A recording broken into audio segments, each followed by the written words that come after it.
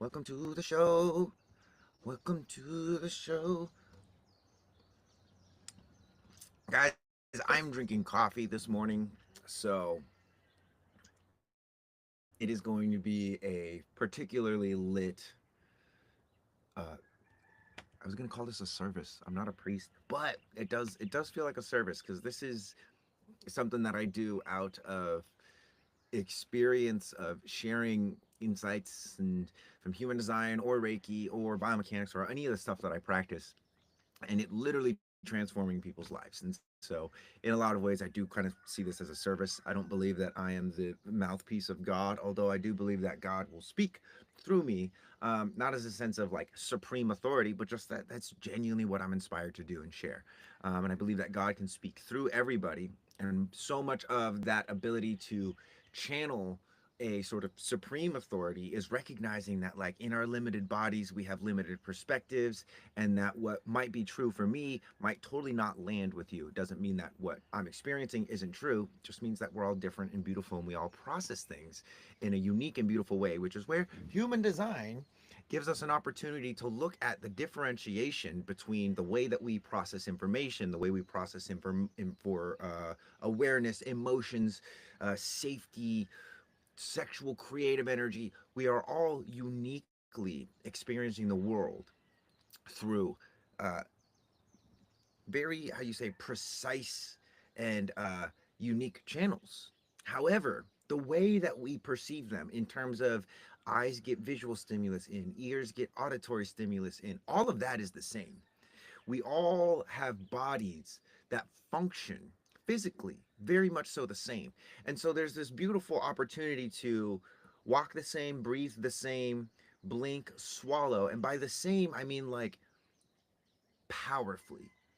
Like if your eyes can only focus on what's in front of you and you can't look over there to the left and still keep things in focus, I think you have a problem. And that problem will show up in variety layers of your life, whether it's relationships, whether it's money, whether it's uh, romance, whether it's just your health. It will show up in a lot of different ways. And it's quite simply, if you don't use it, you lose it. If you don't use your peripheral vision, you not only lose your peripheral vision, you also lose your ability partially to enter into the parasympathetic nervous system, which is rest, digest, relaxation. People wonder why they're overthinking so much. They wonder why they're so stressed out. They wonder why they're so depressed, and they just feel overwhelmed by life. Well, my friend, it's because you live life with blinders on. If you want to look at something over there, you can't just use your eyes. You have to turn your whole body. Now that's not a natural function of the human body. The human body is actually designed to be able to focus on this thing but still look over there and see things relatively clearly.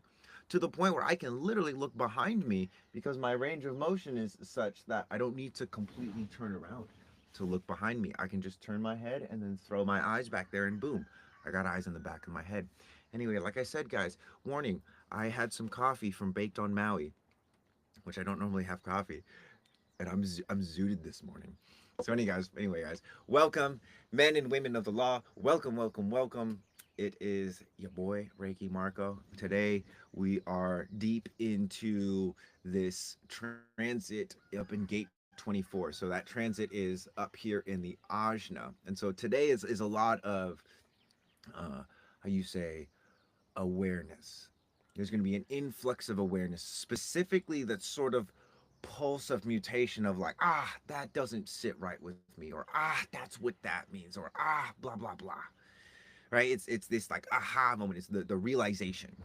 And while we are in these transits, it's very important to like watch not only yourself but also other people and how other people are handling the transits, because it doesn't necessarily mean that you have to like go in and like analyze everybody, but if you can have it in your awareness like, oh, there's going to be extra, how you say, ajna, there's going to be extra thinking for everybody, that's something that you can prepare for.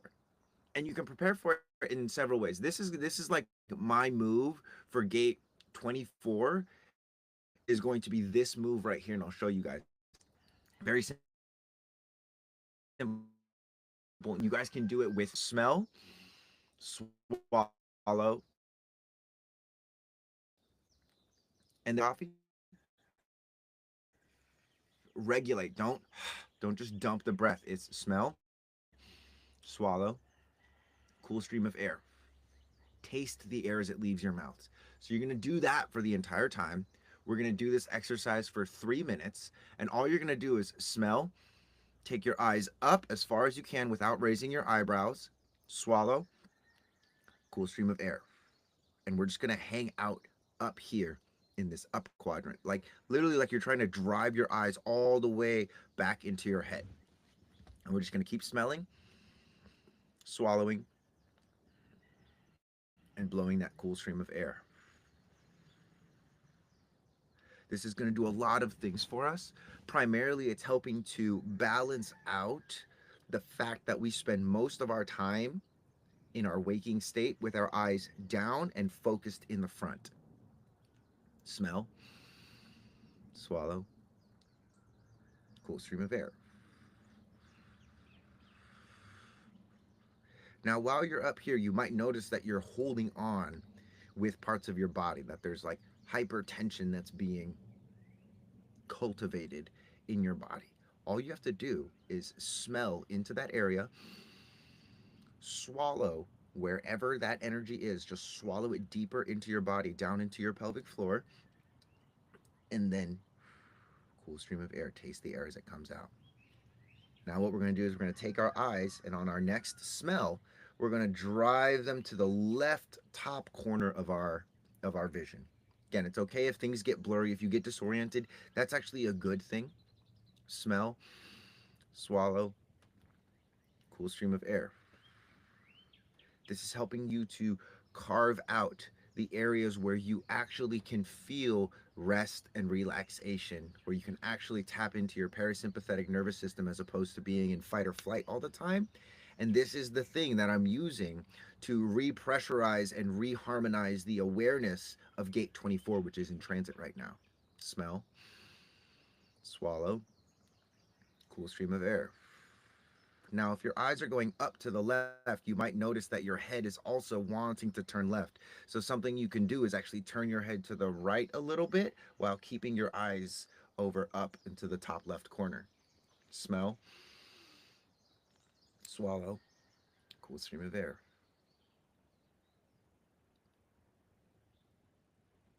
And when I say smell, I literally mean like smell. Like, what do you smell? Swallowing, is the swallowing challenging? What is the sensation of swallowing? How deep does the swallow get? Does anything else in your body move when you swallow? Tasting of the air. What does your breath taste like? What does the inside of your lungs taste like? What information sensory wise can you get from that? Okay, now we're going to go opposite. Smell, eyes back to center. Swallow. Pause for a moment. Cool stream of air. Then smell your eyes to the top right corner. Swallow. Taste the air. We'll do this a couple more times. Smell. Swallow. Cool stream of air. This gate 24 is all about the awareness that it takes to unravel the mystery. 61 is the gate that pairs with this, and it's this pressure to like discover the unknown or unravel the mystery. Your head might be going to the right because your eyes are going to the right. Go ahead and turn your head slightly to the left. Again, you want there to be a little bit of, not necessarily discomfort, but it's not going to feel comfortable. You want to feel the tension, you want to feel the strain. Don't hurt yourself, but really you're not hurting yourself. A lot of people think they're hurting themselves because something is uncomfortable or feels strange or feels new, but that's literally just your reactive self that's trying to keep you safe from danger that's not actually dangerous. It's trying to keep you safe from fear. But if you don't use fear to alert yourself to danger, then you're really in danger. And one thing about this channel is that this is the thing that provides the ability for us to mutate as an individual, to mutate our thinking. And if you're mutating specifically only around this sort of what's right in front of you, and you can't move to the left, move to the right, look up to the right, look up to the left, if you can't swallow, if you can't if you're not able to smell, if you're not able to taste the air, if you're not able to access your senses in your physical body, a lot of what human design is going to do is going to just reinforce a different conditioning under more spiritual names. But if you do this kind of stuff, you'll actually be able to do what human design promises, which is surrender to your form. All right. On your next taste, smell, swallow, taste, bring your eyes back to center. Close your eyes, rub your hands together, build up some heat, and then put your palms on your eyes. We'll just do a little bit of Reiki here to close some things off. Let your shoulders go back and down, relax. Smell, swallow, cool stream of air.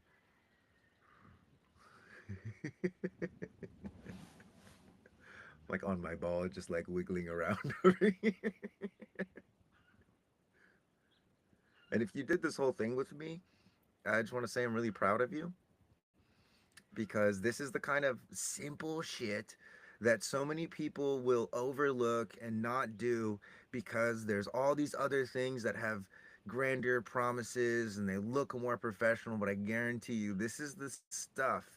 This is the stuff right here that actually unlocks your spiritual, mental, emotional, physical potential. It's simple stuff like this because guess what? This is a lot of the stuff that as a child you naturally did, but then your parents or your teachers or your friends beat it out of you. They literally beat it out of you. They punished you for doing weird stuff. They punished you for exploring, and you stopped exploring. And guess what? That's not anybody else's fault but your own. Realizing that now, doing this now with me, with us, this is where a lot of the magic happens. One more smell, deep swallow, cool stream of air, and reemerge into the world as Bambi. This will elevate you. This will elevate you very, very high up into the ethers. Um, because as a tree can only grow as tall as the branches allow, this is the kind of stuff that allows your branches, specifically from your head, which is where a lot of consciousness for us is focused, allowing the branches or the roots to go down into the body so that your awareness can go higher up. People want to go high up, but what they don't want to do is go deep down into the body. And if you just go deep enough, you'll end up going higher. So enlightenment is a lot of, you know, you can sell enlightenment if you are the roots for other people. But if you teach people to grow their own roots, you can't sell enlightenment anymore because people will achieve enlightenment through growing the roots. And this is something that we call the combination of these kind of sensory mechanics exercises and human design. We call that sensory design, and it's something that we teach in a membership that we have called the archive. So plenty of people on this call I'm sure are already in the archive. However, if you're not, it's only $37 for the month. Come check it out, see what's going on, and I guarantee you, if you join for the month and you even if you only do like 2 3 classes a week, we have pre-recorded classes, we have live classes as well, but even if you do only like 2 to 3 classes a week, you'll very quickly start to see how sensory design is giving us access to a lot of things that other systems promise but simply can't deliver because they're focused more so on their system than the unfolding of consciousness that actually emerges. Human design is a great example. Oftentimes, people will get caught up in the community, in the learning of human design, and they never actually get around to experimenting with their own design. And human design is supposed to be something that unlocks your inner authority, and yet there are so many people who are claiming this is the authority, this is how you do human design right, and it's like, it's like the left hand and right hand are fighting each other. But what we're doing here is really giving you permission to bring your inner authority online. And when you're able to bring your inner authority online, instead of external authorities becoming like the boss or your dad or your mom, They're just other people's inner authorities, and you get to actually dance with them rather than just being bulldozed by them. So what we did there was one of the exercises that we teach in the archive. It's part of the sensory design system that helps us to recalibrate and unglue our eyes from our head. A lot of people don't know this, but the eye and the brain are all made of the same tissue. So your eyes are literally the part of your brain that touch the air. And most people are stuck with blinders on. If I tell them to look over there, they do this or they do this in more extreme cases where their spine is fused. But the reality is, if I tell you to look over there, the quickest, most efficient, most how you say integral way to look over there, especially if I want to continue this direction, is this. And even more integral than that is just being able to see out of your peripheral vision. But you won't be able to do that because you haven't practiced it enough. There's nothing wrong with you. You just haven't practiced this stuff enough because though someone is always putting food in front of you or an engaging social media post or blah, blah, blah, blah, blah. So, anyway, I might want to start reading some comments now. But if anyone wants to get deeper into this kind of work, you actually want to surrender to your form, not just learn another system, which is a lot of the times what people learning human design want. Their mind wants another system to learn so that they can be the external authority while still never touching their inner authority, still never connecting with their organs in the way that their organs are fighting each other and asking for attention. Uh, Come join the archive. Like I said, it's only $37 a month, so you literally have nothing to lose. My mother is here. We're gonna hang out later today. We had dinner last night. It was wonderful. Um, Sean reflects. What's up? Are you a reflector, Sean? One of the things I want to say about this system too is that as a reflector, this is such a beautiful way to advance my own understanding and use of human design because so much of the stuff for human design for reflectors, in my opinion, is like how is a manifestor going to tell a reflector how to use human design? Sean is a projector, but you reflect on a lot of things. Well, we all do, you know, and that's the magic of how you say sensory design is like physiology and sensory design is more so the study of how we're all not sensory design, but physiology in our physical bodies is sort of the study of how we're all the same in terms of mechanics, in terms of how our senses work, in terms of how we process emotion and information. Whereas human design is the science of differentiation. And so, what do you get when you have someone that studies the science of differentiation and studies the science of how we're all similar? What do you get? Sensory design is what you get. You get a blending of what makes us different and what makes us the same, and what are the overlaps, and how can we live our lives embracing both what makes us similar to others and what makes us different from others. And I tell you right now, people are obsessed with either being the same as other people or being different and unique. And they think they have to choose one or the other, but you don't. You don't. It's kind of like I remember when scene like the scene kids was a thing, right? I remember I was a scene kid. And I so wanted to be unique and my own person, but then I also really wanted to fit in with all the cool kids. So the reality is that again, like a tree, we grow up and down at the same time. We become more different and more the same as other people. And instead of fighting that reality, if we can just allow ourselves to be present for it, and everyone talks about this concept presence, but it's so ridiculous because when they talk about presence, a lot of the times they just give you a bunch of shit to think about. If we want to talk about presence, here's what I'm going to do. I'm going to ask you, what sensations do you feel when I ask you to keep your eyes facing forward, but smell your head as far to the left as you can, swallow, and then blow a cool stream of air out while you're coming back to center. Eyes face forward, smell your head to the right, swallow, blow a cool stream of air as you come back to the center. When you're doing something like that, and you're paying attention to what smells you're getting, how easy is it to swallow? Is there any, how do you say, blocks or any of that kind of stuff. What does my breath taste like? Can you do it again? Totally. So keep your eyes forward, and you're gonna smell all the way to the left. So the point where your nose is, your ear is gonna be there now. Keep your eyes facing the camera or the phone. Swallow when your head is turned all the way to the left. Blow a cool stream of air like you're blowing a hot cup of coffee, and come back to the center. Notice everything is nice and smooth and timed. That's another thing you might be present to is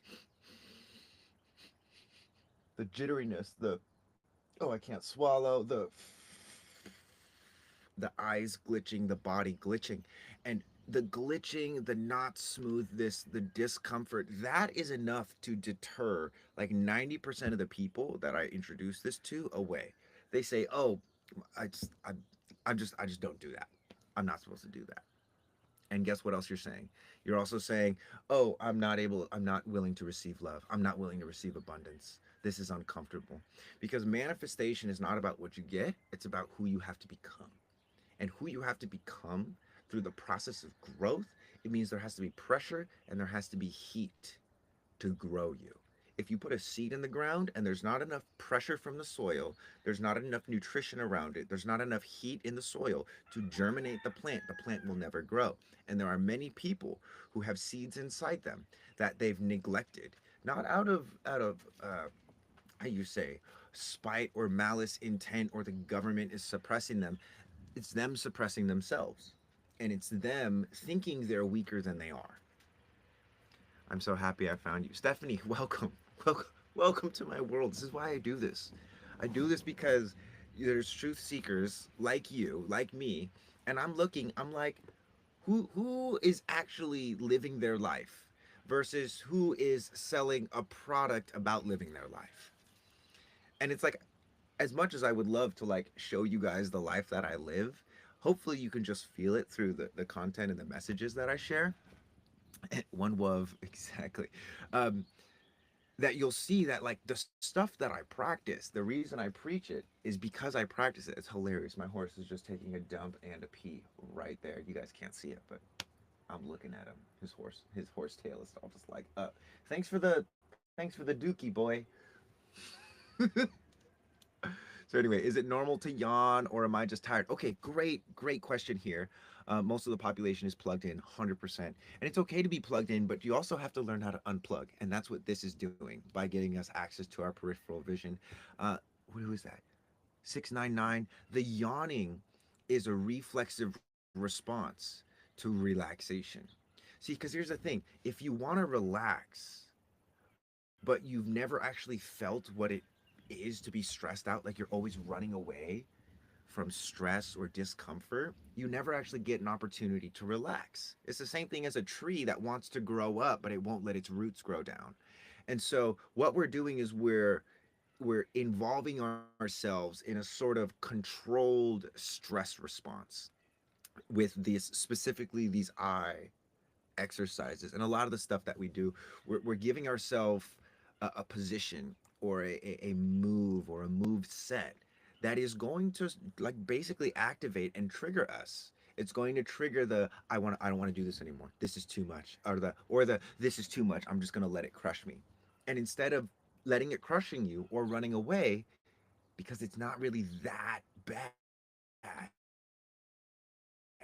you actually get an opportunity to stay with the stress. So rather than either accepting it to remove the pressure or rejecting it to remove the pressure, you say, this is the pressure. What does the pressure smell like? How much of it can I swallow? What does it taste like? Instead of investigating it like there's something wrong with you actually get to be curious about it. And then your body will respond by going, allowing you to relax. Wow, I really understand you. I am now a gem manifested from fire and pressure. I really identify. Yes. And you start yawning and you start actually relaxing. And then you start relaxing so much that you're like, whoa, wait a second, hold on a second. I need to understand this. And that's fine.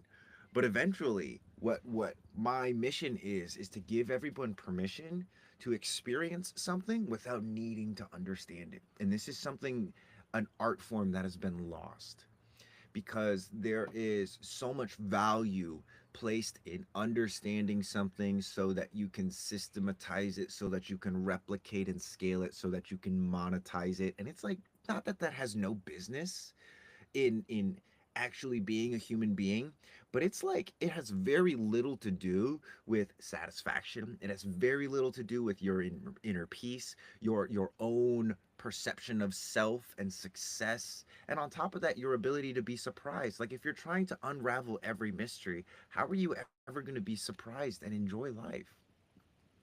So true, I never really got to relax until lately this year, and I'm 28. My friend, I got punched in the face a lot as a kid because I trained martial arts, so I definitely learned how to relax. Um, but I'm so happy and grateful. It has to force myself to actually, yeah. So this is the kind of stuff that, again, when you create a healthy, a healthy relationship with stress, your relationship with rest and relaxation gets a lot better. And we have a whole membership where we teach you how to do this and how to link it with human design.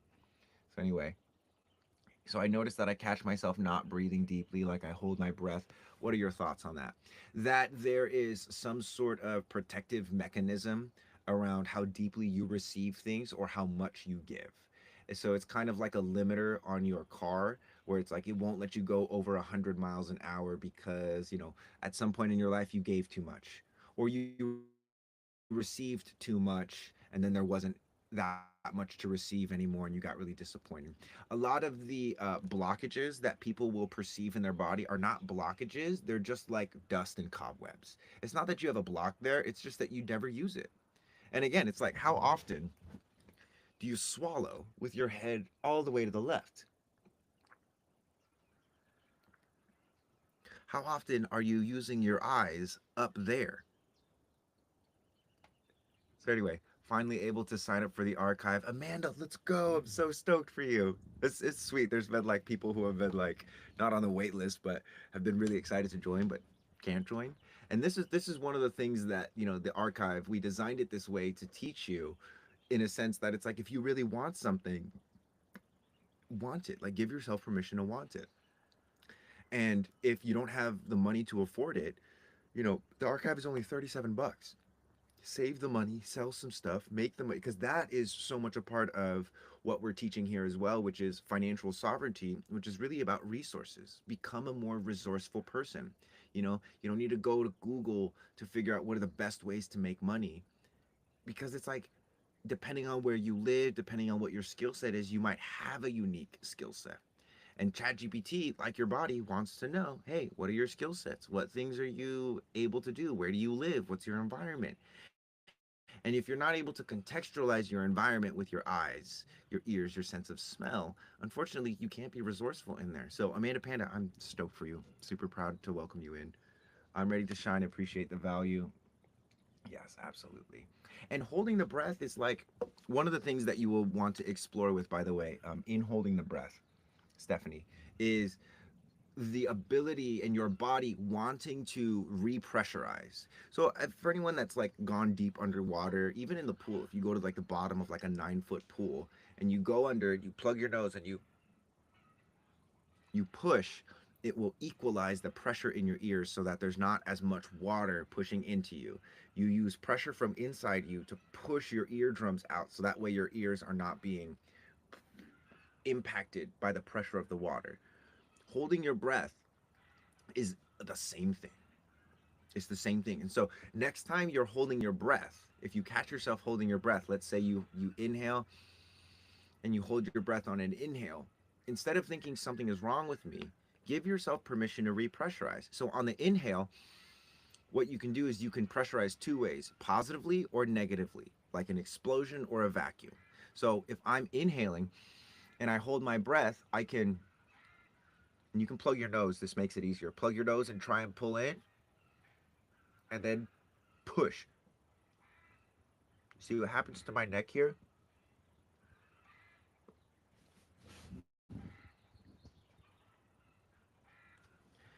Repressurization is like such an important skill to have as a human being. It's a natural function, just like running or throwing or hugging or making love. It's a natural function. but you can become more skilled at it. And it's actually one of the foundational things that we develop as children in the form of crying. Wah, wah. That's the positive pressure. And then breastfeeding. This is the thing that powers our breath. And so your breath, say, I cut it off.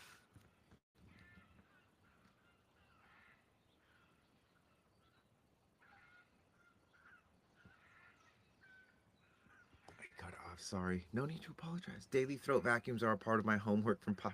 Dude, yeah. So, and then, like, again, you don't need any equipment to do this stuff, guys. You always have your breath, you always have your body. And so, literally, you can do this any point, anytime. I actually will do this when I'm having conversations with someone and I'm very, very empathic. So when I'm having a conversation with someone and it's kind of like veering off, like they're going into complaining or they're going into blame or any of these sort of out of alignment concepts, one of the first things I'll do instead of like trying to stop them or redirect them, I'll start repressurizing myself and then either they shift or something else calls them away or something else calls me away. I've noticed that instead of trying to control my environment, if I use my environment as sort of like a training buddy to learn how to create more command and control within my own body, that gives a lot better results than trying to control things externally. Because now I'm able to influence the environment around me based off frequency as opposed to material shifting things around. Sometimes that's necessary as well. But most times, again, if I'm overwhelmed or I'm overthinking on something, instead of trying to just power through it, I give myself permission to just like,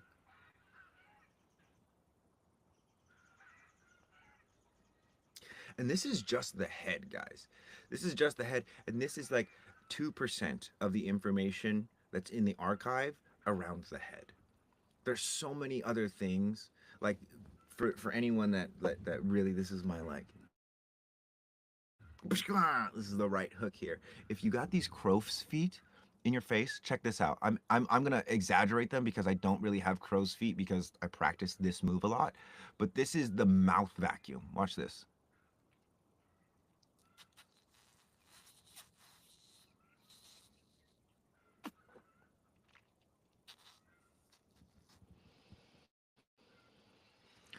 This is anti-aging. This is like nature's Botox.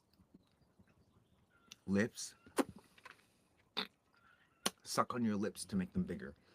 Like there's so many products. Like I remember that Kylie Jenner thing where it was like a, like it would make people's lips all puffy. It's like you don't need to buy a product to do that. They're right on your face. They're right on your mouth. You could just practice your throat vacuum at the same time, and it's like, bruh, everything that's being sold to us out in the world, products, you know, programs and stuff like that. Me and my partner basically we replicated it, the source of it, and we're selling it for a lot more affordable price. I'll tell you that. Very cool. I thought about leveraging the environment. Yeah, Abby, that's a huge part of what we do because again, life is challenging. Life is overwhelming. Life is very stimulating. You can either blame life for being so stimulating and run away from life and look for all the safe spaces in the world and constantly blame other people, or you can say this is what's going on.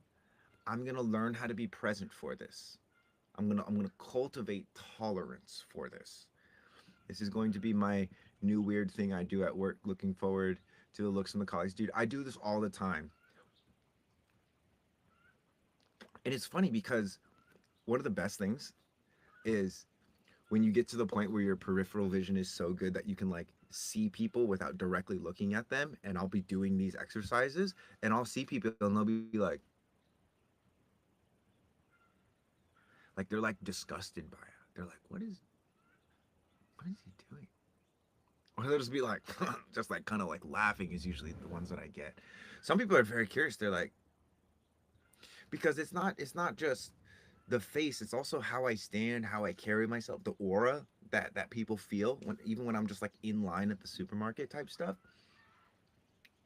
And that aura is produced by organs in our body that either have a harmonious relationship with each other or have a disharmonious relationship with each other.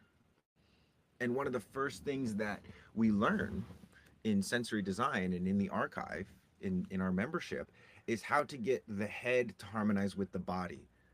And one of the first things that we have to do is repressurize the head, because this is what happens a lot of the time. The head will see something, the eyes will see something, the ears will hear something, and the head sends a message to the body: we're in danger.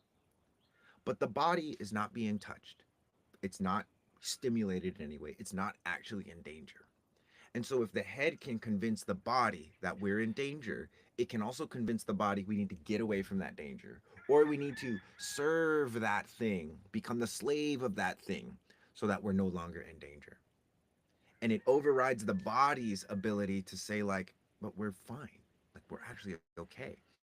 And so, all of these pressurizing drills, they're really to get clearer messages from the head into the body, so that when the head says, "Oh, look, there's danger," the body can send a message back to the head saying, "Yeah, but we're not in any kind of like dangerous pain.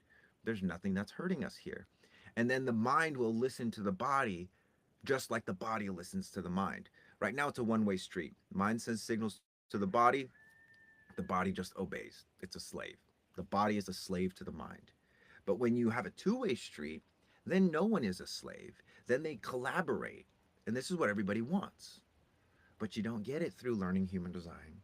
You don't get it through drinking plant medicine. You might get it through, functional training and things like that. You might get it with all of those things, but you are guaranteed to get this two-way street going in the archive. And I say guarantee because it's like, if you do the exercises, there's no way for you to do the exercises and not experience an awakening of sensation. There's just no way. Because the context that we share it under and the things that we're going to connect your mind to as your body is doing the exercises, you literally just have to watch the videos and participate.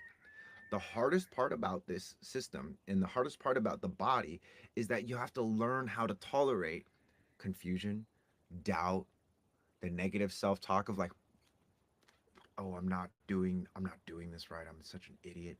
Like, you might have to go through several hours of "I'm a fucking idiot. I'm a fucking idiot," to get to the point where you're like, maybe I'm not an idiot. Maybe I'm feeling something. Is that what I'm supposed to be feeling? Then you type in like, am I supposed to be feeling this? And we're like, yeah. And you're like, oh, okay. Again, it's not about what you get, it's about who you get to become. And the things that you are going to use to become the version of yourself that you've always dreamed of are already right in front of you. It's your anxiety, it's your depression, it's the pain in your body, all of the negative stuff that all the other systems and other people are like, "Oh, let's teach you how to get over the pain."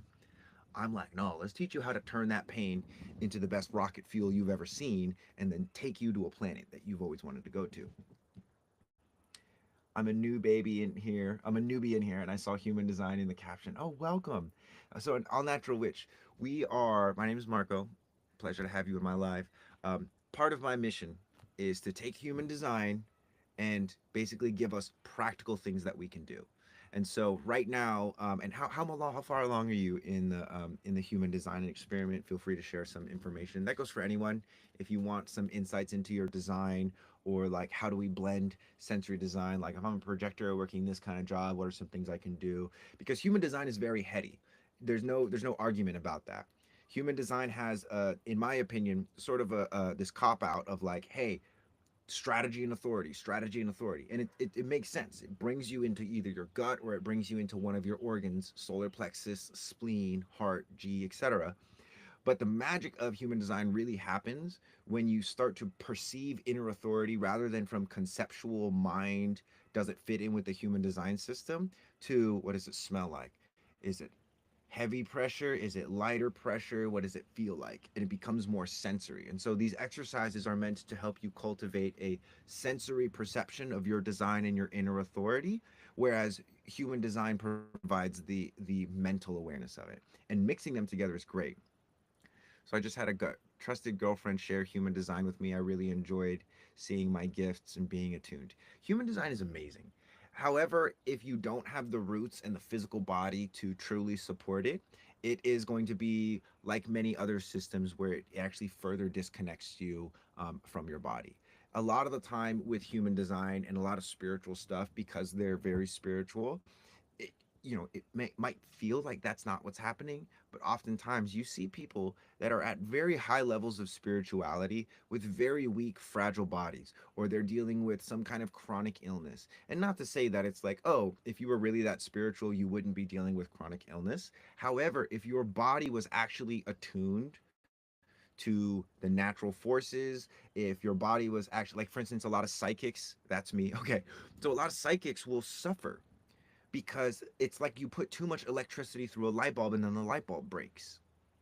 A lot of empaths really suffer because when they're dealing with a lot of energy or a lot of psychic awareness, and their physical bodies can't take it, their physical bodies break, and then people tell them like, oh, you're just sensitive, you have to just like accept this thing about yourself and you just have to hide yourself. I'm like, no, what we're doing is we're training the people who are willing to train, because it's like you don't become strong just by like buying a gym membership. You go into the gym every day and you find your breaking point. You find your threshold of like, I can't lift anymore. You tear yourself down, and then the natural thing that happens is healing. Your body heals itself, but it heals you stronger. Say, I'd almost say HD is anti-spiritual. It's yin knowledge, which is about the form. Right. Yeah, because it's like a lot of people are trying to make human design this like spiritual path, but human design is very much like directions, or at least look here to get into the body. And then when it comes to like what physical moves, what workouts, what training, what practices can I do with human design's guidance to get into the body, that's why we're so excited about this human design stuff. Because it's like, this isn't necessarily the path, this is just the map. And you can how you say, navigate this map with your physical body or with your mind. But if you do it with both at the same time, mwah, magic happens. Abby knows. Abby knows big time about this work. So all natural, which I'm a dreamer, a seer, IDK, what it's called at the moment, but I always have been sicky for no reason. Yeah, again, like I said, a lot of people who have like a lot of non-physical gifts, a lot of how you could even call it spiritual gifts. They don't have the proper physical training to support those gifts. And what I'm saying, my little witchy friend, is that we have a community where we teach how to build the physical body so that more of your spiritual gifts can not only be shared and felt, but can be done so in a way that doesn't burn you out or cost you your health. Does taking adrenal affect your gifts and growth? What do you mean by that? Like, I'm drinking coffee right now. I don't normally drink coffee, but it's my partner's mother's birthday, and we went and got her coffee. She loves coffee. And so anyway, adrenals, like burning out the adrenals. Or are you talking about like adrenal fatigue? What are we talking about here? This is called the Archive, Natural Witch. The link is in my bio. It's 37 bucks a month. It's a membership. Come check it out. In the first month, you will see, if you actually do the exercises that we're sharing, and you will see some pretty dramatic shifts in your experience of yourself and experience of reality. ADHD medication. Ah, yes, a lot of any kind of like external things that you put into your body, that especially ones that are synthesized by man, the body inherently flags that as something not, oh, well, what is this? What is this? Your spleen, your immune system does that. For instance, a lot of people don't know this, but even like if you get a heart transplant or an organ transplant, you have to take medication for the rest of your life to prevent your body from rejecting that organ. And so, anytime you're taking any kind of medication, in my opinion, there's something inherently inside you that's like, why are you taking this medication? We can formulate any hormone, anything that you want us to formulate. You just have to know which buttons to push in which order. This is my opinion. I also feel like science is going to start backing this stuff up in the coming years. Why I'm looking at getting on ADHD meds, I'm listening. Yeah. Before you get on ADHD meds, not only is the archive cheaper, but you also like get to meet really cool people. Right now we've got like We've got 222 actually. I was just checking it earlier. We got over 222 people in there that are getting off their meds, that are transforming their health and their physical. I've never been able to lose weight. Now I'm losing weight. I've always been anxious. Now I'm not as anxious. And it's trippy. It's trippy because, again, it's not like we're giving you anything you didn't have. We're not giving you a sense of smell or a maneuver that you didn't know exist. I mean, maybe we'll give you some moves that you didn't know existed. Most of the time, we're just putting you in situations that you don't like. You don't put yourself in this situation and you don't hold yourself there for 15 minutes. But guess what? People have been in the weirdest situations in their lives, and the whole time they're in panic. They have no self-soothing mechanisms. And so we share what those self-soothing mechanisms are, and we invite you to explore to discover more. The site is, if you go to join.thearchive.life, you could also just go to the link in my bio, and and you'll find it. Again, it's only $37 a month. My invitation is, hey, invest that $37 into a potential, not fix, but a potential remedy, solution to whatever you're going through, whether it's ADHD meds, whether it's you want to lose some weight, whether it's you want to just stop, the negative self-talk.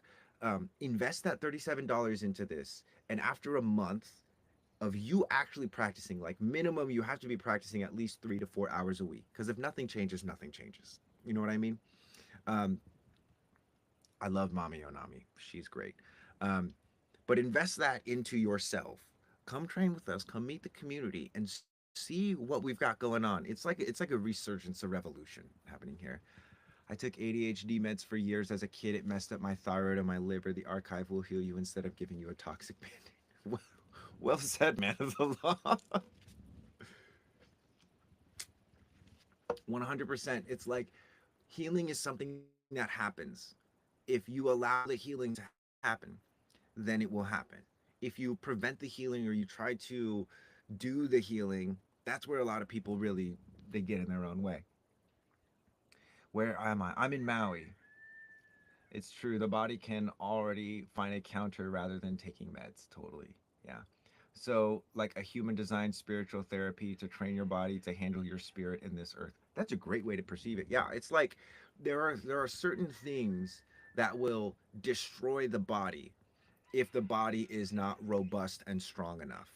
Like one of the reasons why yogis developed the asanas, the yoga practices, is so that they could sit in meditation without pain for longer. They needed to make their bodies stronger so that they could sit in their meditations so that they could access higher and lower realms of spirituality. And now yoga is like being passed off as this like, healthy fitness trend, and it's just very trendy.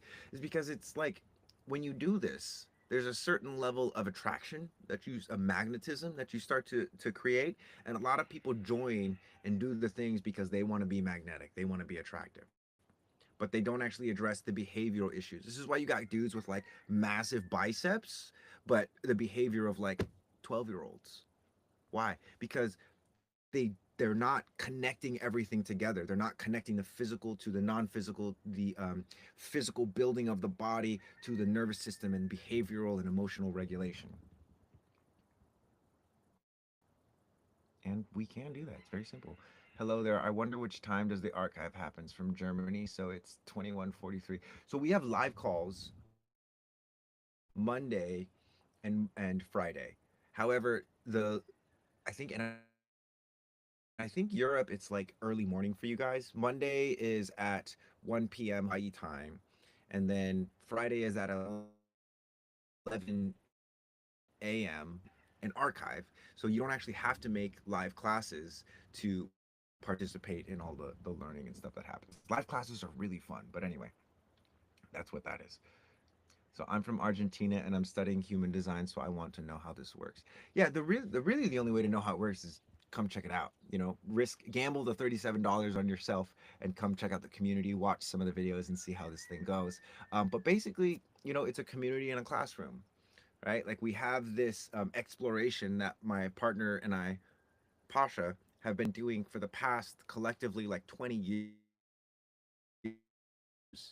taking everything we know about Reiki, human design, biomechanics, sensory design, human physiology, meditation, plant medicine, somatic healing, breath work, all this stuff that we've spent years studying. We're bringing it together in simple, hey, from the head and the ajna, because this is where everyone's stuck. We're going to help you explore your physical body using the body graph as a map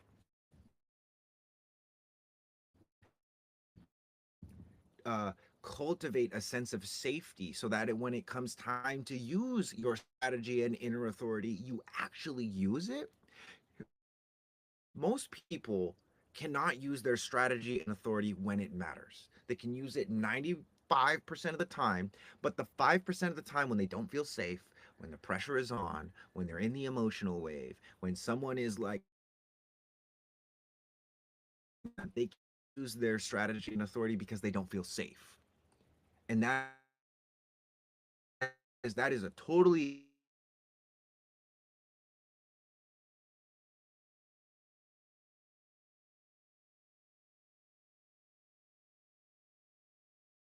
is exposure. Expose yourself to that same stress over and over and over again in sort of like in worth. That is that is the actual answer. That's how you get better. I learned what exactly that's it.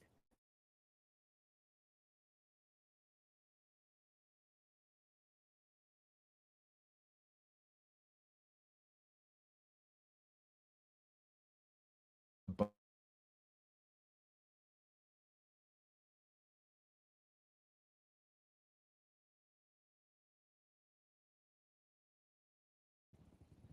be a lizard. Which is the human design of Maya. So can I join whenever I want? Whenever you want. Yep. Which books do you recommend for learning the chakras? I would say so. The thing is, not that the chakras are irrelevant, but they are a older system. Like the Hindu Brahmin system is an older system. The human design system is a newer system. It takes into account things like technological advances, all of the new diseases that are happening.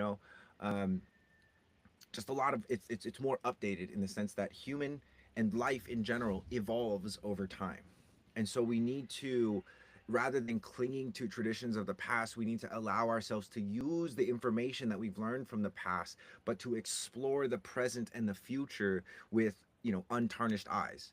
And you can see this in the way that like the older generation will be crotchety and like, this is dumb, like these kids over here just doing their TikTok dance. Like, you know why TikTok and dancing is so the little silly TikTok dance trends are so cool is because dancing and being able to move your body and even do these like little glitchy things like that requires a mastery over the body.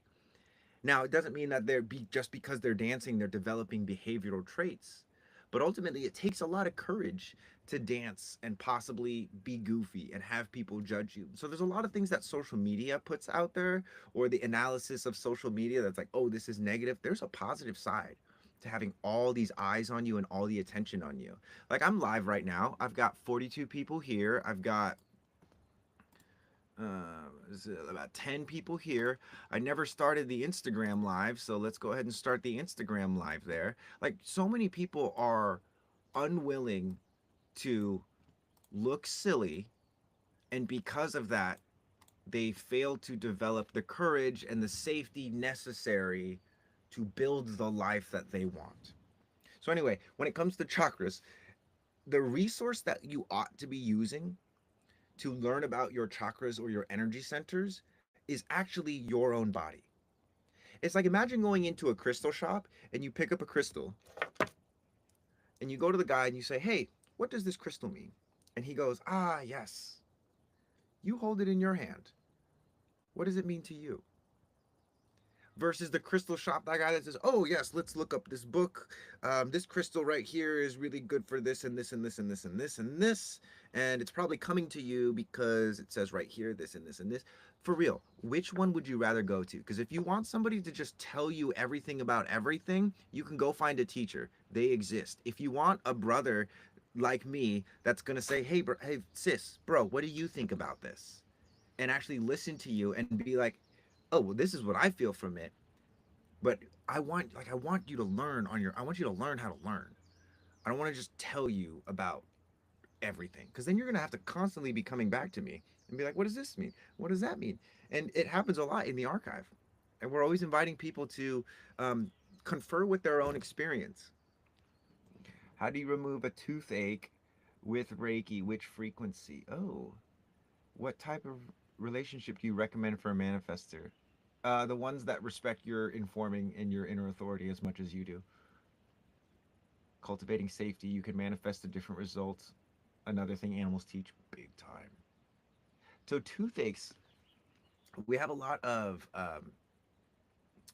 maneuvers for the jaw specifically. One of the things about toothaches and just teeth stuff in general is that the mouth isn't big enough to accommodate the teeth, or the teeth are not undergoing um, enough stress to harden them and actually activate their healing potential. So, one of the things that you can do is, instead of smiling up into your eyes, smile to your ears. This is something, again, we teach in the archive, because the actual smile, actual happiness, and if you see kids, they're doing this all the time. And it's like, people be like, oh no, smile with your eyes.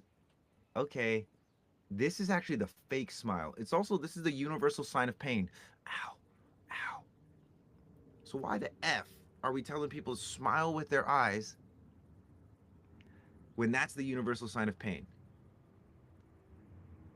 Because we're normalizing smiling, affirming whatever Big Brother has to say.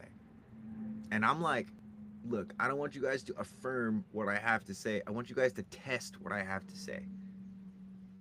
Because also, check this out. I'm smiling, my eyes get smaller.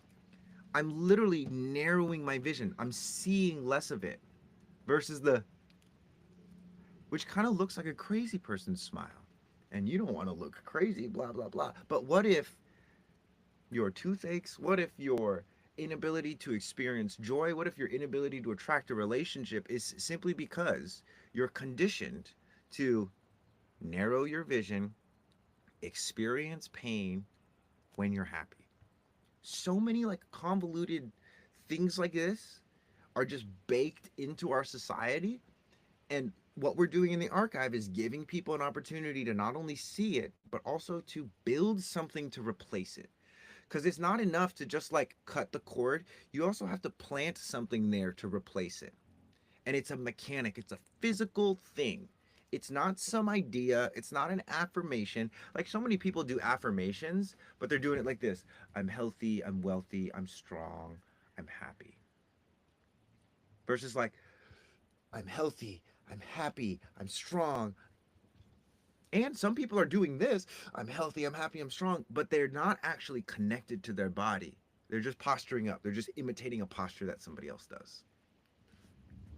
So this is about actually building true strength so that you believe your affirmations, so that you go into knowing, and you don't have to say it out loud, because you're vibrating abundance and wealth with every step. And then when something comes along where it's like scarcity, it's like, oh, here's a place where I still feel scarce. Okay, can I feel safe here? Rather than, oh, I need to, I need to like go do some money affirmations, or like, oh no, my money affirmations aren't working. It's not that none of that stuff is working. It's that when you encounter something, if your first reaction is to either accept it or reject it, you're missing out on an entertaining process that gives you so much more insight into whether or not it's actually going to be correct for you to accept or reject the thing. That's it. Just training people and getting yourself to the place where, instead of rejecting things immediately or accepting them, you can entertain things. The sound of raindrops is magic. Yes, indeed. And yeah, I'm in Hawaii. I'm in Maui specifically. I'm better in person. I am. All right, guys, I gotta go pee. Do me a favor, if you're enjoying this, like the live, share it with some peoples. I'm gonna go pee. I will be right back. What does this say? I'm confused about the neutrino update. The new chart with cryo gates changes my sacral. Is it a transit? I'll address that when I get back.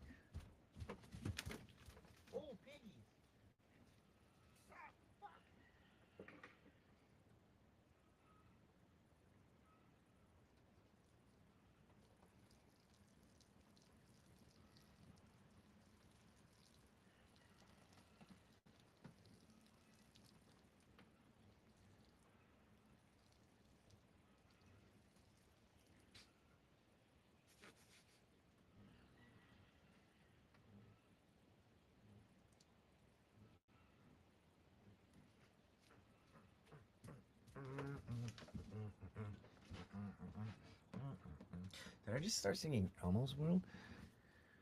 Anyway, his light is so calming I can't imagine. I'm a very calming person because I'm calm. There's not a lot of things that really like shake me up. There are things that shake me up. It will happen, and sometimes it's really surprising to me. Like, wow, that really like shook me up, and I'm grateful for those things because, again, the mentality that I've developed is if that something can throw me off center, this is actually a good thing.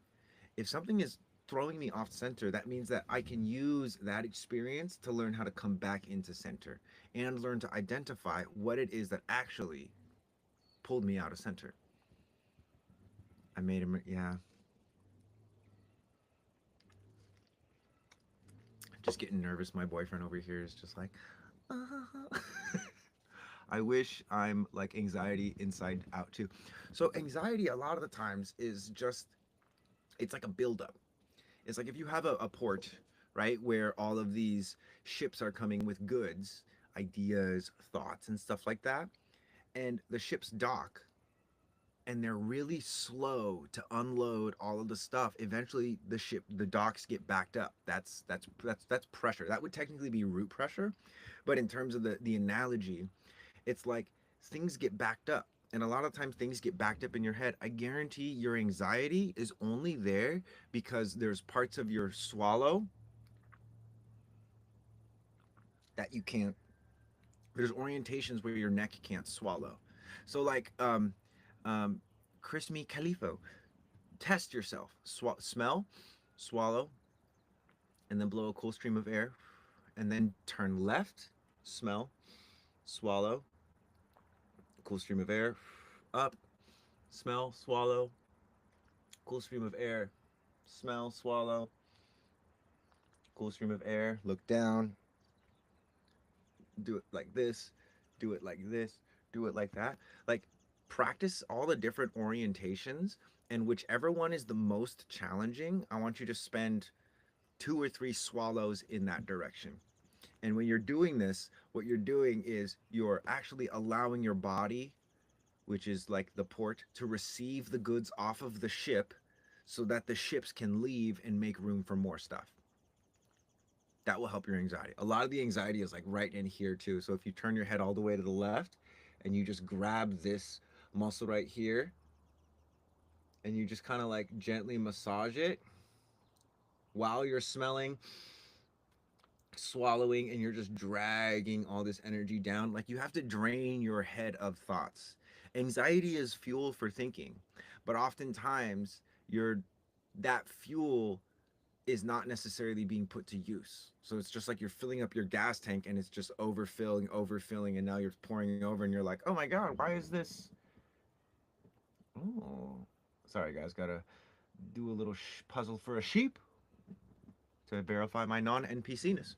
Um, but yeah, you just got to get the thoughts into your body. And a lot of times, again, your body is like afraid of receiving those thoughts because of what they might mean, blah, blah, blah, blah. I was just noticing a bunch of internal knots in my throat and I'm chronically anxious.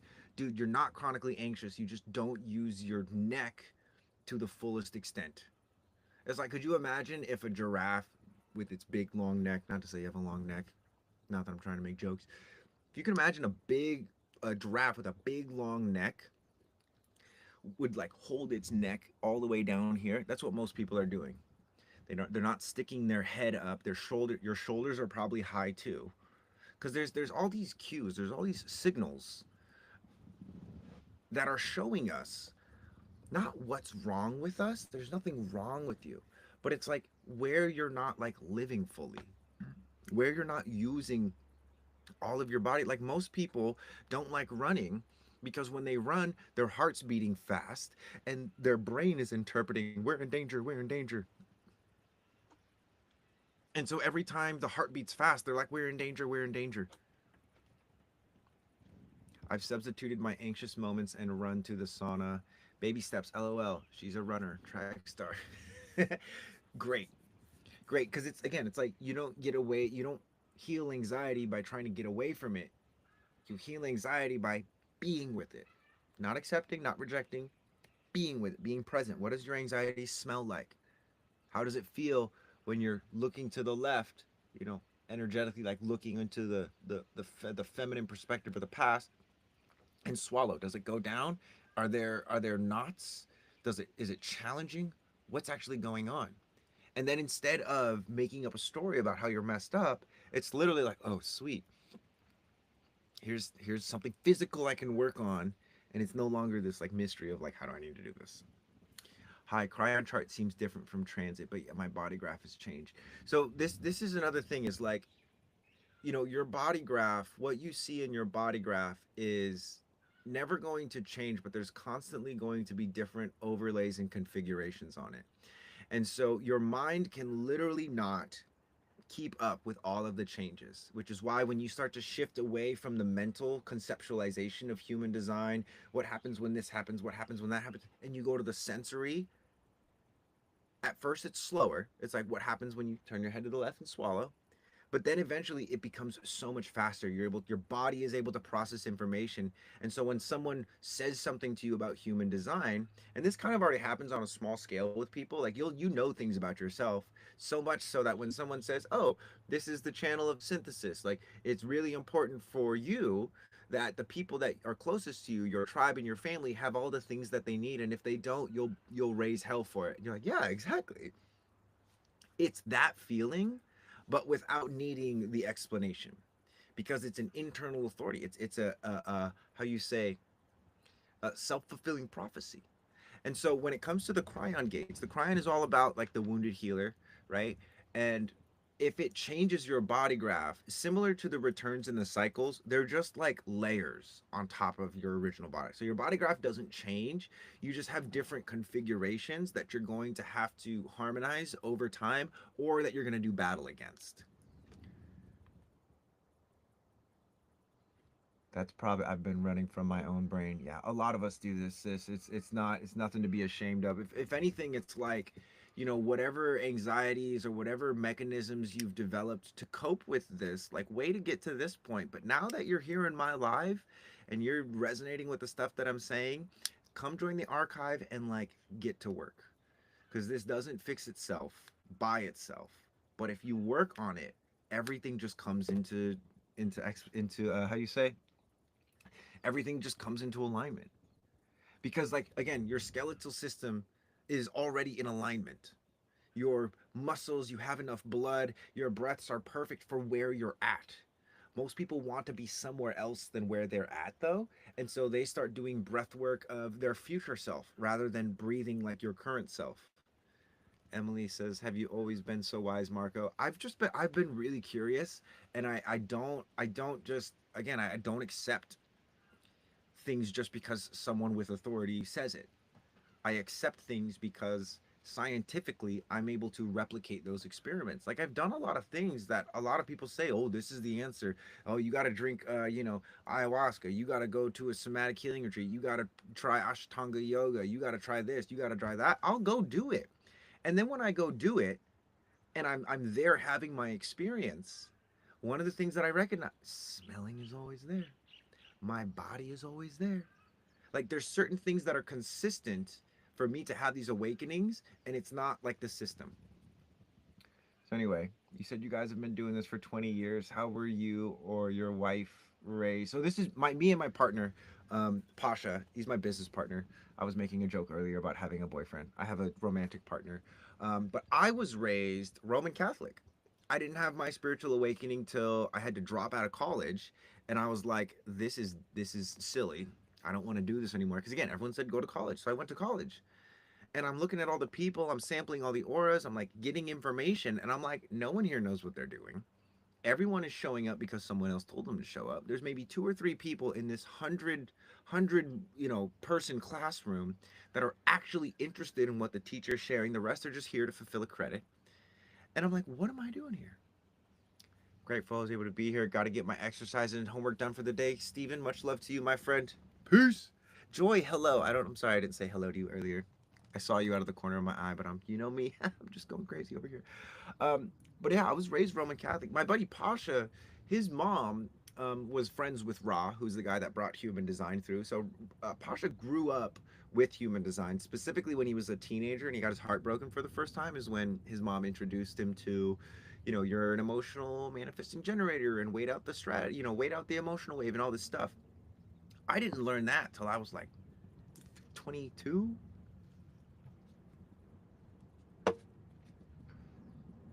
But a lot of it, again, third line, the way of the third line is not the way of mistakes, it's the way of experimentation. I don't make mistakes. I learn how stuff doesn't work. And I've done that with, I would say that's my wisest trait, is that I am like, okay, you say that this is the truth. Here is something I know to be the truth, like gravity, or like how you say gravity is a great one. Temperature. Let me bang it, and so many things have broken, guys. So many things have broken. I've been banging human design against the truth for a long time, and I'm starting to see areas where it's breaking, and that is informing this system that my partner Pasha and I are creating, which is sensory design. And we're not creating it; we're discovering it. We're rediscovering it because again, we're not giving people the sense of smell. We're not giving people, oh, anything that you don't have. We're just saying it's silly as fuck to want to have a developed mind without having the hardware or a physical body that can use that developed mind. That's what we're saying. And the exploration that we're doing is because we've experienced what it's like to have all of this wisdom in the brain and not be able to use it. And then through that, through not being able to use it, we've cultivated and built bodies that can actually use it now. And this is how we're doing it. And if you want to learn how to do this, we'll show you how we did it. But you're going to have a different journey because you have a different conditioning, you have a different life experience. You're not going to end up where I'm at. You're not going to take the same path, but you can learn a lot from the experiences that we've had. I started venturing out against my deep family ties and starting going into different teachings. Yeah, that's beautiful for him to have his mom. Yeah, and she's so sweet. She's wonderful.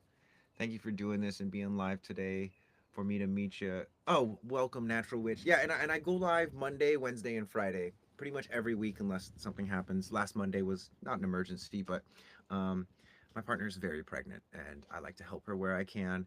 And thankfully, the way that I've set things up, it allows me to have the ability to support her, and not mandatory that I show up for this kind of work as long as I keep things going. Lev, what's up, my brother? Welcome to the live. Do you think college could be for some people curious? Totally. Like, here's the thing. Is if you want to actually learn something, like if you want to become a medical doctor or a lawyer or anything like that, school is the way. Because if you want something and somebody already has it, they can show you how to do it. Similar to with what? Like it's like, oh, if you want to have a really calming aura, talk to Marco. If you want to have a really strong body and swing a lightsaber like a fucking ninja, talk to Marco. Why? Because he has that stuff. If you want to be a lawyer and help people in the law field, do it. My thing is that when there is already a route established for you, especially the longer the route that's been around, like for instance with like Ashtanga yoga or transcendental meditation, when things are established, the people that establish that thing, they tend to not want people to like try and change it. They have rules, they have codes of conduct, they have traditions that are designed to not be broken. Because what they want to do is they want you to come in and fit into that mold so that you can become a productive member of that society. We don't have a society. I want you to come in however you are and realize, like, oh, there's no mold for me to fit into. It's just all these exercises and explorations and community and relating and stuff. And so what am I supposed to do? I'm like, I don't care what you do, bro. As long as you are becoming more of yourself, I don't have a mold to put you in. College and all that stuff is a mold. I have things for you to practice and reflect on, but I don't have a mold. If anything, I want you to present your own mold, and then I'm gonna joke with you. I'm gonna be like, "That's a shitty mold," and you're gonna be like, "Oh my god, really?" And I'm gonna be like, "No, you fucking lovable person. It's beautiful." But you still obviously are seeing me as the teacher. So you got to develop more because eventually you're going to bring me a mold and I'm going to say, that's a shitty mold. And you're going to be like, well, it's mine and I love it. And I'm going to be like, you did it. Yes. That's kind of where we're getting to. I like the way you talk. Thank you. I talk to understand myself straight up. And these lives have been so helpful for me to understand what it is that I'm actually doing and the way that I'm impacting people. It's quite fun. I really enjoy it. Teaching them to love themselves. Right. Exactly. And it's like, it's not something you can even teach. You can learn it, but I can't teach it to you. And sometimes you learn self love through teachers that really depreciate your value, right? Like a lot of people don't wake up until they're in a relationship with a narcissistic asshole. And then they realize, oh, fuck, I'm a little victim looking for a narcissistic daddy, mommy, so that I could be the victim. Dang it. Some people don't wake up till that. I recently discovered I'm a Reflector 2 floor. It's mind blowing, warm, and heartful greetings from Belgium. Welcome, Fab. Welcome, welcome, welcome. So I love that. I aim to help people find that as well. May I ask, is that a bus house? Yes, it is. Bus hale. Bus hale. Short bus hale. Because I'm a little. I'm unique, dude. I'm unique. Um, and the magic of like this is that yeah, we're all a little exactly, we're all a little special. The more you can embrace your uniqueness and embrace the sameness, like all of our biceps work the same, guys. You know that? The difference is that where the bodybuilders are trying to get size and appearance, I'm looking to cultivate width. I'm looking to cultivate depth. I'm looking to get to the point where my bicep doesn't just pull this arm up. I'm looking to get to the point where the bicep can actually push my arm back. I'm looking at the ways that we're the same that are not glorified. Because I've had a six pack since I was like 6, because I was in martial arts really young. And I realized, actually, someone posted on the archive, I realized that I have been like there's been such a vanity around having a six pack, and that has actually prevented me from developing these muscles and the obliques and inner core muscles and abdominal pressure, because when I realized like it looks good in the front, but if you punch me here, you can take me out really easy. And so I started punching myself there to make myself stronger there, even though it doesn't really contribute to like the sexy six pack anyway. What do you think about adaptogens? Oh, adaptogens are kind of cool. Like, I'm definitely not against supplementation. I'm just not the kind of person that like will nerd out and geek out on supplements. For me, I'm like, the best supplement is oxytocin and serotonin and hormones, you know. And so if I can get those by running or throwing shit, which most of our serotonin and oxytocin comes from like relaxing, being close with someone that you love, like your child or your partner, and taking something out, because inherently there's something built into us, that when we hit our target, sweet, my family gets to eat, I get to make love to my wife, we get to make more babies, my child gets to survive. Yeah. And we've lost that. Well, a lot of that we've lost. Now it's you know what I mean? Yeah, I need to farm that oxytocin instead of fall for idiot partners. 100%. 100% Carly. And then the magic of like farming your own oxytocin. I love how you put that, by the way. I'm definitely gonna share that with you. Um, when you start to farm your own oxytocin, two things happen. One, more idiot partners show up because they're like, oh my God, you're farming oxytocin. But if you have a good fence, if you have a good filter, if you have a good strategy, you either wait for or no invitation, no, right? Or informing, you're not the one. Or wait 28 days, I don't even like being friends with you. No, if you have a good strategy, eventually those idiot part they'll continue to show up, but they become less and less significant. Then eventually people start to show up who are also farming oxytocin, and they're like, yo, I got this variety of oxytocin, I see you got that, you want to do a trade? And then it's a whole nother game of like, but at least you guys are like resourcing from your own self rather than looking for somebody else. And this is where I got a bone to pick with all of the people who say, I need, I need this from you. I need that from you. I need you to be more supportive. I need you to, when I ask you to take the trash out, I need you to take it out immediately. Right? People hide behind this language. I need this from you. I need that from you. It's like, dude, you need the sun not to explode. You need to uh, get your organs properly hydrated. You need to learn how to tolerate your own emotional wave rather than projecting it onto other people. Because here's the reality: is if you are unable to take care of your own needs, you can't really request anything. You can't want anything. And this is where a lot of people get into relationships. Like, oh, that person needs me. I need that person. Like, no, you don't. You don't. You're addicted to the other person. Like there's some kind of drug or a mask or some kind of band aid. It's only once you start taking care of your own needs, you start farming your own oxytocin and serotonin and all of these feel good chemicals. Once you start to take care of your own needs, people who are also taking care of their own needs show up, and then you can all, hey, I want you to take the trash out when I ask you to. Okay, well, I'm not going to do that. I'm going to take the trash out when I have energy to take the trash out. Is that okay? Yeah, I guess that's okay. As long as not more than 2 days go by when I ask you and when you actually take it out. Okay, yeah, that's fair. Then you can have adult conversations rather than trying to fight about whose rules are more valid.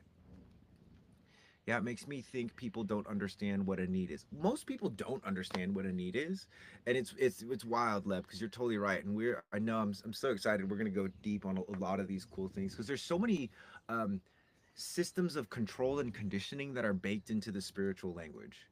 Like when people talk about needs, right? Like one of my needs is, hey, I need to have enough alone time to be in this relationship. This is one of my current needs within my partner. But I don't rely on my partner to be like, "Oh, hey, I think you need to get some alone time. You're getting kind of annoying." She does that sometimes. But she doesn't take responsibility for my needs and I'm not thrusting it upon her. Sometimes she's able to help me, but most of the times I'm like, "Hey, I can't be here right now. Like I feel like I need to go be alone for a little bit." And she's like, "Yeah, okay, great." Because we know that if we don't give each other permission to tend to our own needs, the whole thing falls apart. How do you stop looking to people for fulfilling needs? How do you find it in yourself? So you find it by creating a relationship between your individual organs. So here's one that you can do. A lot of people say they need support from their partner, but they're not supporting themselves. This is what you actually need. If you're asking for support from your partner, this is what you actually need. Here's what we're going to do. First, we're going to inhale, big lungs. Let the ribs expand. Okay, exhale. We're going to do that again, and then we're going to swallow. Big lungs, big ribs. Swallow, and then blow a cool stream of air like you're blowing a hot cup of tea. Let your ribs come in. We're going to do that one more time. Big lungs, big ribs. Smell. Expand the rib cage. Swallow. Now, this time when you blow the cool stream of air out, let your rib cage get really, really small, really, really small. Now, lock yourself in. Use your arms and lock yourself in. Now, when you breathe in, instead of expanding the rib cage, expand inward. Don't expand outward, expand inward. Hug and pressurize your heart. Here we go. Smell. Pressurize your heart. Your heart might be like, oh my God, what the hell's going on? Swallow.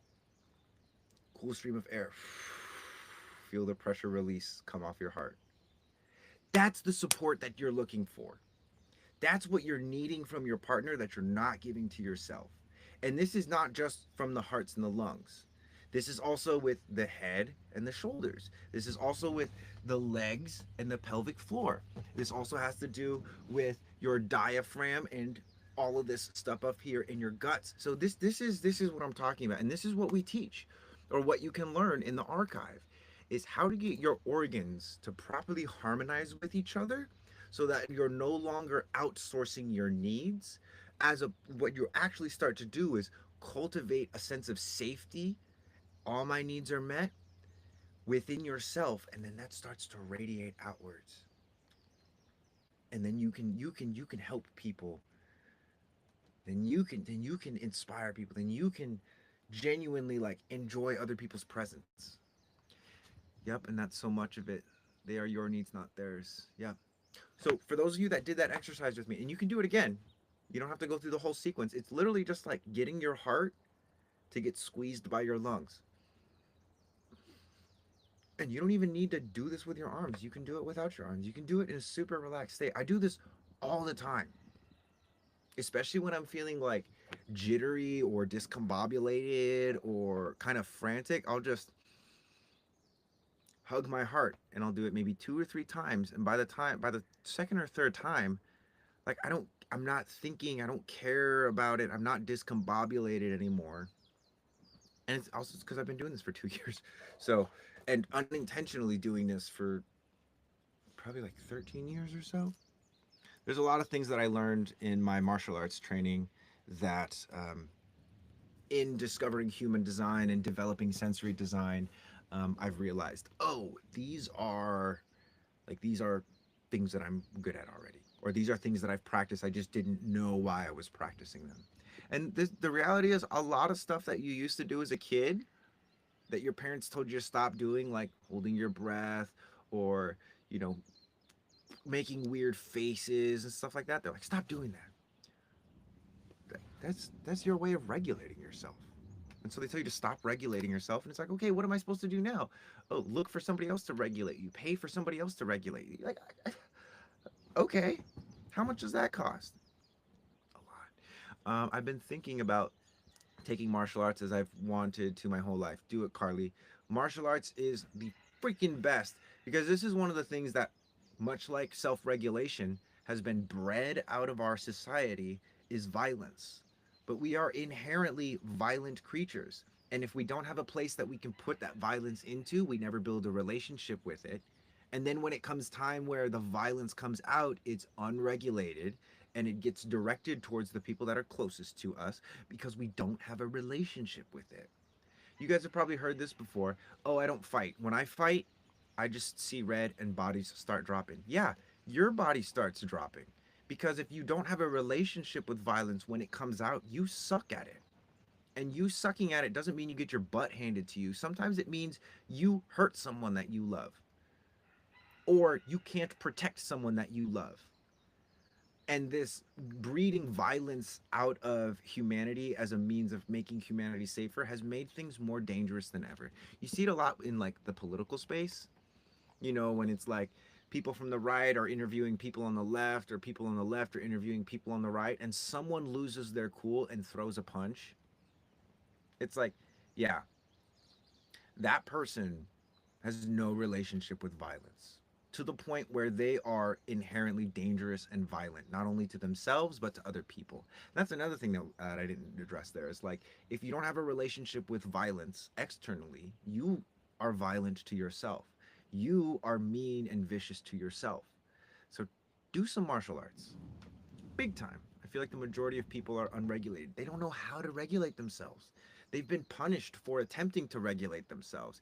And a lot of the stuff about ADHD, neurodivergence, all that stuff, stimming, it's like it's sort of coming back, but it's also being treated as like a fucking disability when it's like, no, dude. Like, I'll stim sometimes, but it's not some like, oh, I just do whatever I want. It's like, oh, pump the lymph, dude. Pump the lymph, move the chi along. A lot of the stimming, a lot of the special interests, some of it is like some people's chemistry in their brain really divergent. Most people that claim neurodivergency are just unregulated though. Their chemistry is not that far off the charts, and they're doing it because they don't know what else to do. And I'm not saying that as a judgment or that anything is wrong with you, but that it's like, look, you don't need to like try and fit in with you don't need an identity to be who you are and to accept who you are. Ultimately, no one is going to accept you until you accept yourself. And if you take it on an identity just to be accepted, that is like the furthest thing from accepting yourself. That's it. And also, again, a lot of the stimming is really inefficient. You can teach some really cool stimming, guys.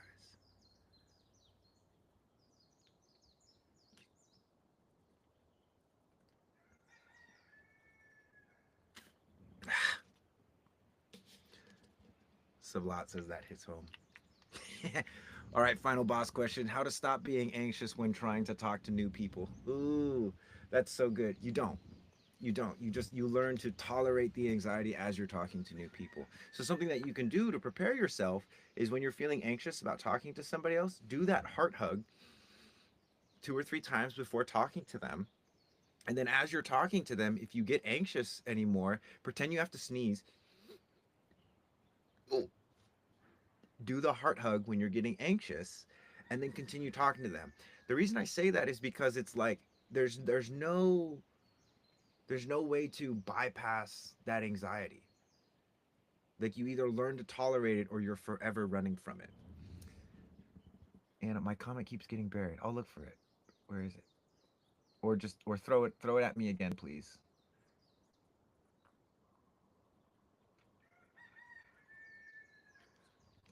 Oftentimes I just name it. Or yeah, like, hey, I'm feeling anxious about talking to you. That's a great one too, Leb. You know, you don't have to be such a ninja like me. I like to do that so like people don't notice it. Just because I'm like, I love the idea of me being getting stronger while my enemy or adversary or whatever is thinks they're the top dog. But you could also just say it to them, which is very disarming. Of like, do whatever some of my techniques if you like, and then experiment with Lebs and just go up and just be like, hey, I'm really anxious about talking to you, but I really want to talk to you. That's courage. Hi, I'm Carly and I'm anxious to talk to people. How are you doing? And I wouldn't say people though. I'd make it direct. I'm anxious to talk to you. Because if someone came up and said they're anxious to talk to me, and I'm me, I'm gonna say, what are you anxious about? Like I'm gonna be curious about it. Why do you want to talk to me?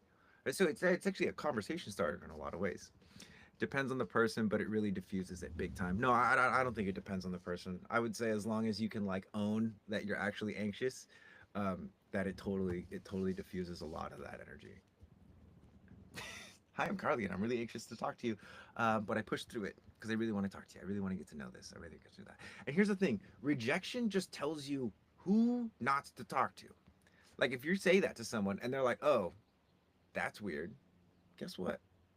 You probably don't want to be friends with that person anyway, or whatever pressure you feel to talk to them or curiosity.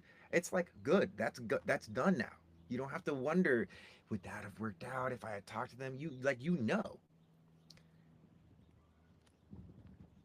So yeah, that's great. Awesome contribution there, Leb. I sometimes forget about that.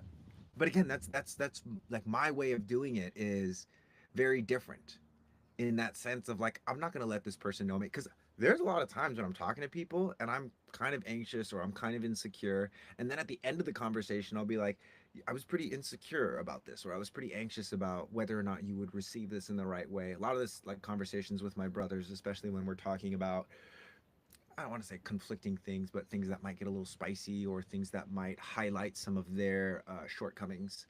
Because I'm not trying to reduce anybody to their shortcomings. It's not like I'm saying like this is your mistake and you messed up and you're going to pay for the rest of your life with it.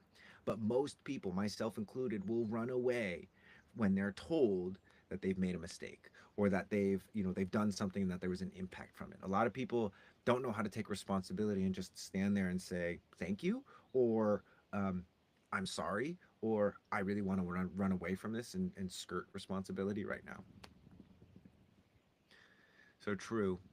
We know we probably won't vibe. Yeah, you just, again, it's like everything that you get in life, rejection, acceptance, that helps to inform your body around not like what's safe for you to be there, but where is it safe to explore? And where is it safer to like be incognito? Because there's times when I'll go, like, especially when I'm going through the airport, I'm an NPC in the airport, guys. Sometimes I'm not. Like sometimes I'll do soft tissue and do this, but most of the time I'm not trying to draw attention to myself in the airport. I'm already wearing holsters, so people are kind of looking at me funny. But I'm like, there's a skill in being a chameleon. Most people just don't know how to not be a chameleon. Oh, the cryon thing. I did explain that. I don't know if you caught that. So in human design, there are different returns: Saturn return, cryon return, and the body graph that you see in the cryon return, think of it like another version of yourself. So your body graph doesn't change. Your strategy, none of that shit changes. But the return chart is like another energy that you are going to either harmonize or fight against. It was kind of a short answer just because in terms of returns, it's not that I don't think they're relevant, but most people get too heady about it. It's like, for instance, you can experience your Saturn return from your brain and reflect and do all this like mental gymnastics, or you can experience it from the body, or you could do it from both. The challenge of doing it from both is that most people prefer to do the reflection and writing because it's not as uncomfortable as having to deal with the pressure and heat and discomfort and confusion in the body. So that's what I have to say about that.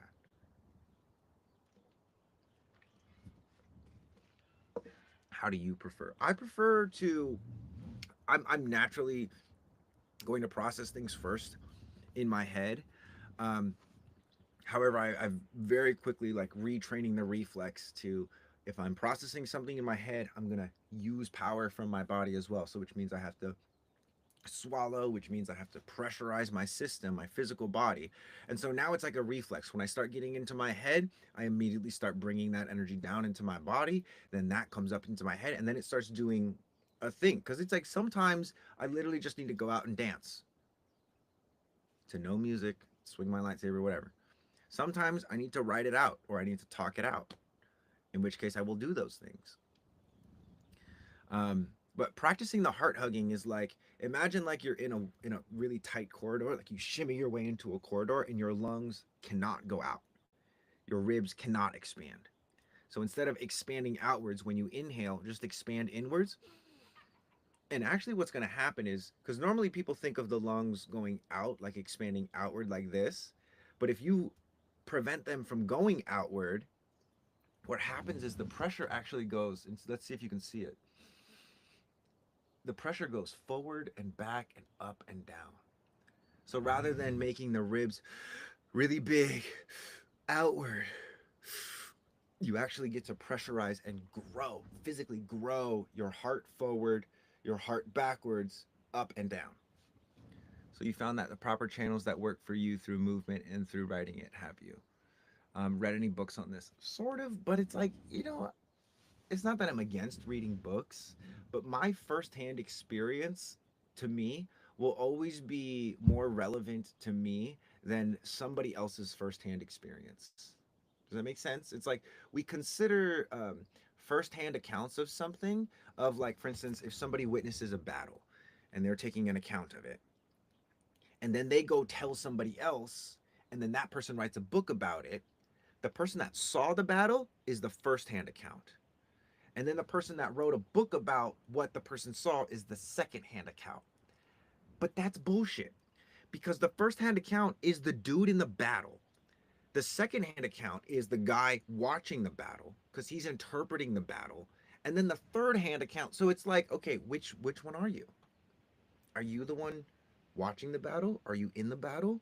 Are you writing a book about the guy that watched the battle?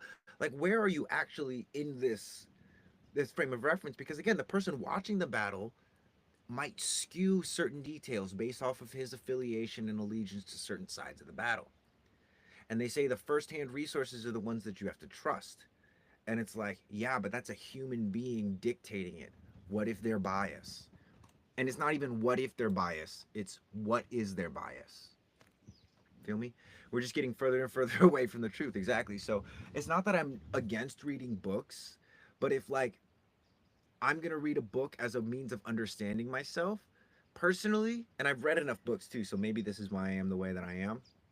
Um, the Emerald Tablet, Guide to Personal Alchemy, and The Atlantean Secrets, which is a fiction story. To me, like those are the two books that human beings need to read. Um, and all of that is in, if you go to the Amazon link in the link in my bio, you can find those two books. The Emerald Tablet, which is about hermetic alchemy, the process of distilling lead into gold or base materials into gold. And then Atlantean Secrets, which is basically like Harry Potter meets The Alchemist meets Lord of the Rings, and it's amazing. Four Agreements is good, but again, it's like you don't read these books to tell you how things are. You read these books to relate to how somebody else experiences life, and then from there, you actually allow yourself to experiment.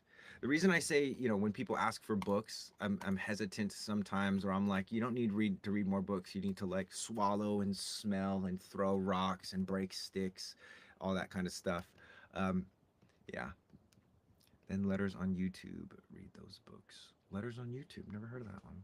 But this is just because it's like there's so many books to read. And it's like if you want to be like me, because or you want something that I have and you think that a book is going to give it to you, I'll tell you right now, I've thought about how to get people to this level of calm, to this level of confidence, and it's not you don't read somebody else's book. Even if I wrote a book, the book would be telling you to do the things that are in the archive right now. Like you don't need to read a book, you need to go join the archive, take a picture of yourself, you know, throw your body graph up in the body graph gallery and then start diving into sensory design. Because sensory design is not a book for you to read, it's not going to inflate your knowledge. It's going to show you where, oh, I suck at doing this. This is really hard. I don't want to do this. And then when you do that,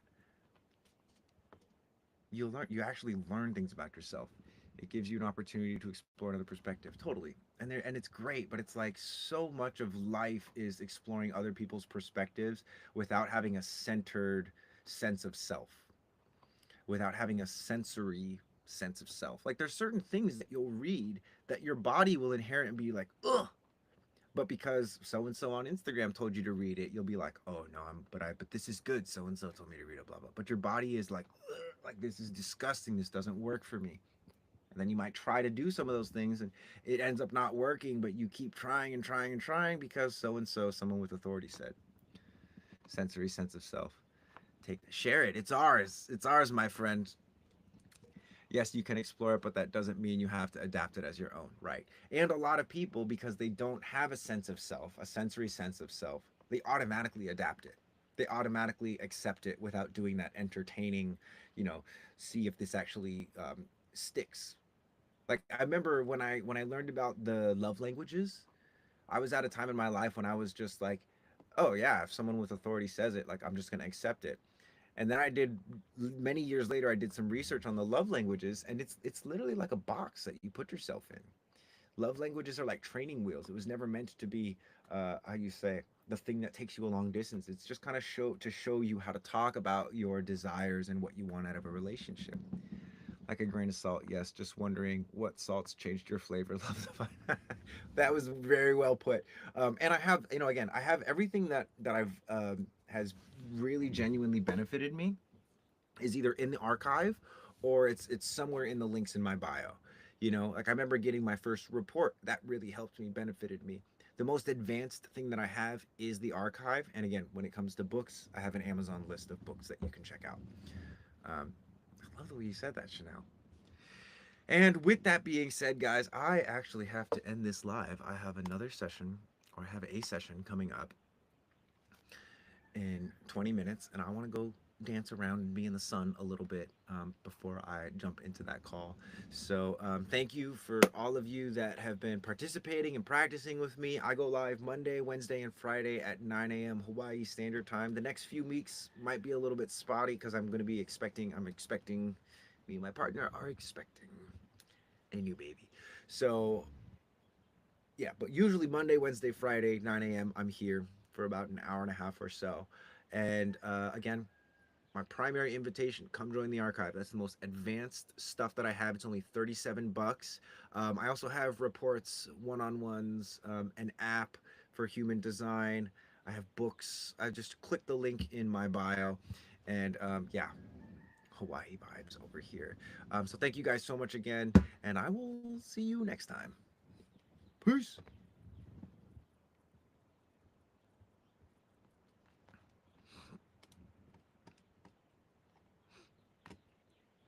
Jacob. What's up? I didn't scroll down till just now. Happy to see your name in here, bro. I'll catch you next time, my friend. Peace.